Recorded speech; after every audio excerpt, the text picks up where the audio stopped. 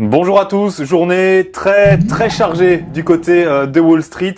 Même à la mi-séance, il y a déjà beaucoup à dire. Premièrement, car les constructeurs automobiles ont publié le bilan de leurs ventes mensuelles avec des fortunes diverses. Des ventes en hausse de quasiment 20% pour Chrysler, en recul de 1,2% pour General Motors ou encore à l'équilibre pour Ford.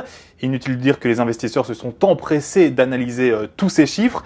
Très suivis également les actions de Samsung et d'Apple puisque aujourd'hui, ce mercredi, le premier Samsung a présenté une semaine avant le second Apple son tout nouvel appareil, le Samsung Galaxy Note 4, un appareil qui, surprise, sera compatible avec l'Oculus Rift de Facebook, cet accessoire, vous le voyez, qui permettra de modéliser en 3D la phablette.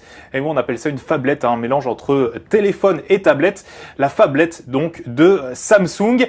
Alors conséquence de cette annonce, grosse crainte des investisseurs d'Apple dont le titre glissait de quasiment 4% ce midi.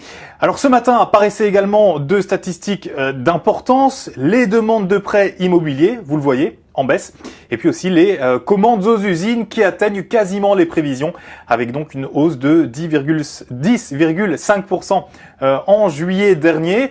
Bref, ça partait un peu dans tous les sens ce matin, d'autant plus que cet après-midi, à 14h, heure new-yorkaise, le livre beige de la Réserve fédérale, une espèce de compte-rendu de la situation économique du pays, sera publié à 14h donc.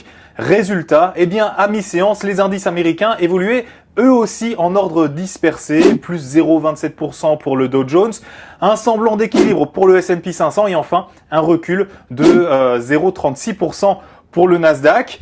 Quid des marchés européens, me direz-vous ? La journée a été plus que bonne, plus que prolifique de ce côté de l'Atlantique, notamment grâce à cet espoir d'accord entre les Russes et les Ukrainiens, un espoir qui dopait les marchés avec, en France notamment, un CAC 40 qui terminait au-delà des 4400 points, une première depuis le mois de juillet.